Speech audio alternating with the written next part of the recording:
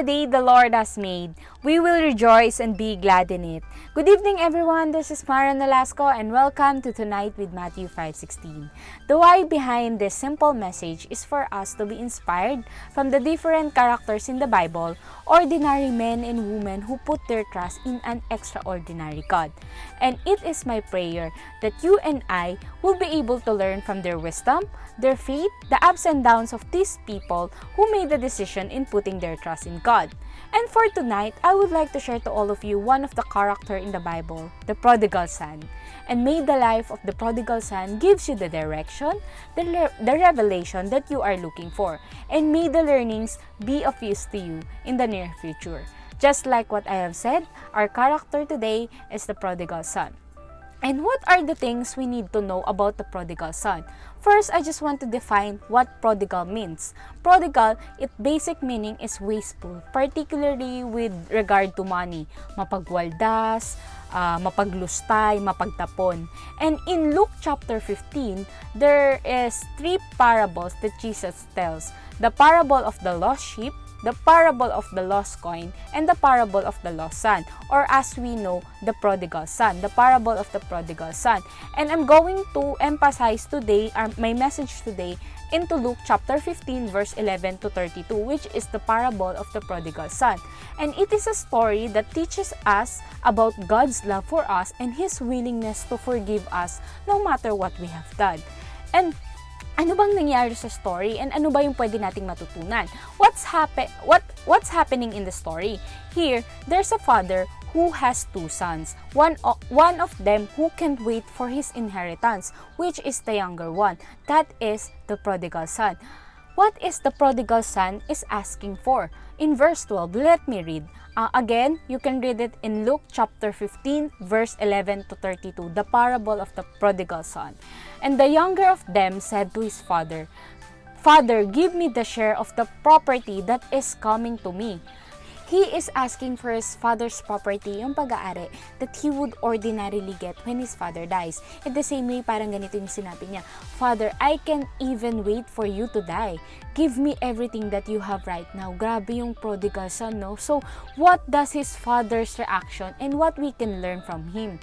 Despite from that breathtaking and insulting request of the younger son, the father grant his request. What an unconditional love of father to his son. That's amazing. This reflect that amazing love that God shows towards us, even when we are acting as selfishly as the prodigal son. God grant our request. What does the prodigal son do next after he gets his father's property? In verse 13, let me read. Not many days later, the younger son gathered all he had and took a journey into a far country, and there he squandered his property in reckless living.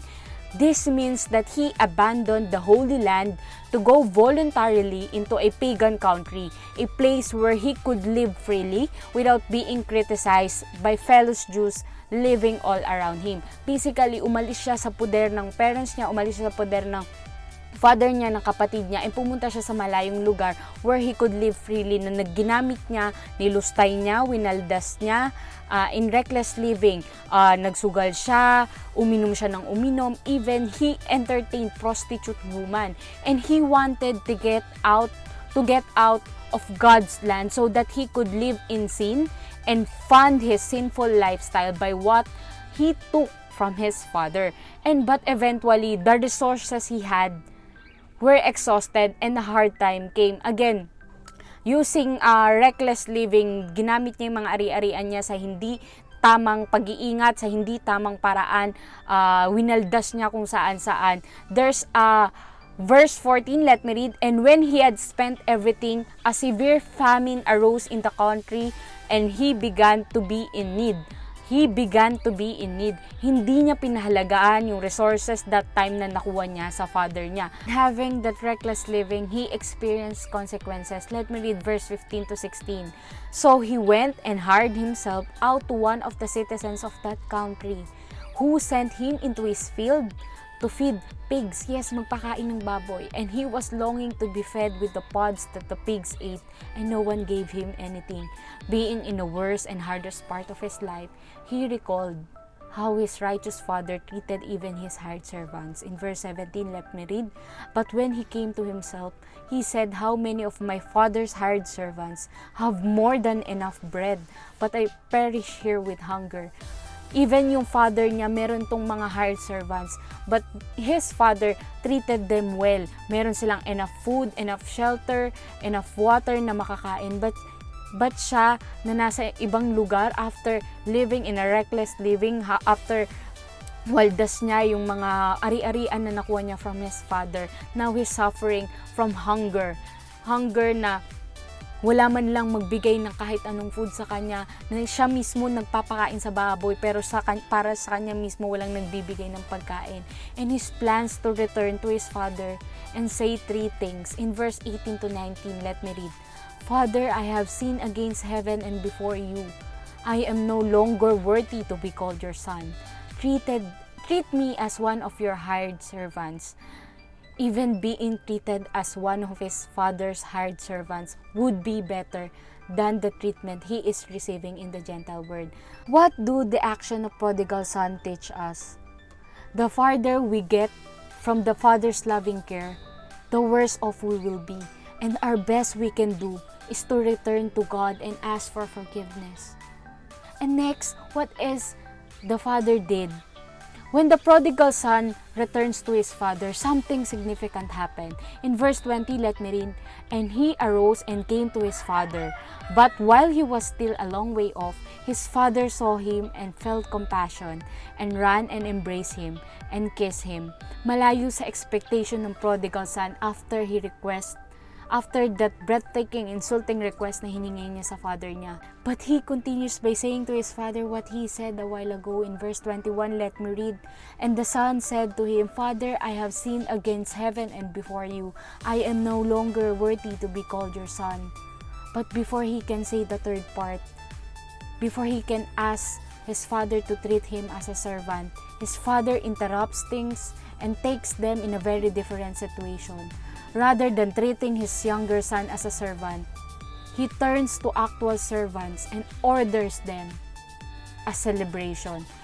What do the action of the father teach us? The first lesson is, the father's love is unconditional. The father will not treat a son as a hired servant.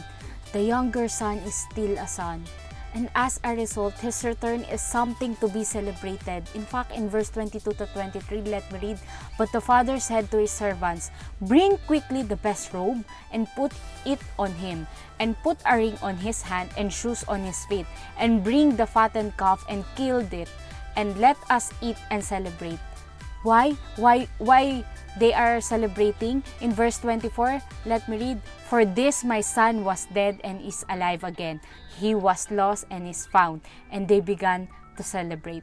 This show us God's reaction when we return from being lost in sin. And hindi niya tayo pinapahiya sa ating nagawa. Hindi niya tayo pababayaan. Ibinabalik niya tayo ng maligaya.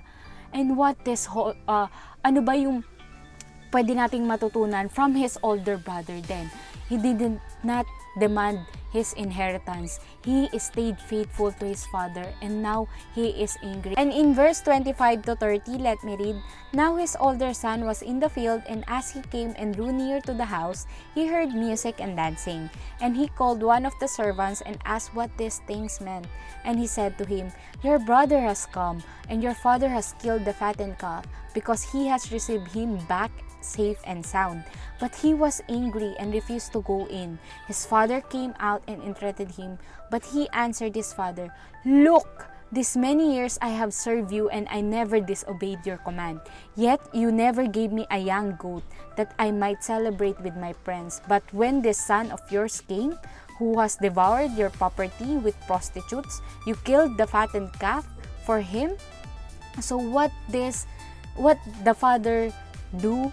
The father tell his son three things. In verse 31 to 32, let me read. And he said to him, Son, you are always with me, and all that is mine is yours. It was fitting to celebrate and be glad, for this your brother was dead and alive. He was lost and is found. Seems to be a reassurance to the elder son that he has not lost his place to the family. His place is secure, and he was perfectly just since he rewarded all that he had to the faithful son for his long-term obedience. This is because the division of the property has already taken place.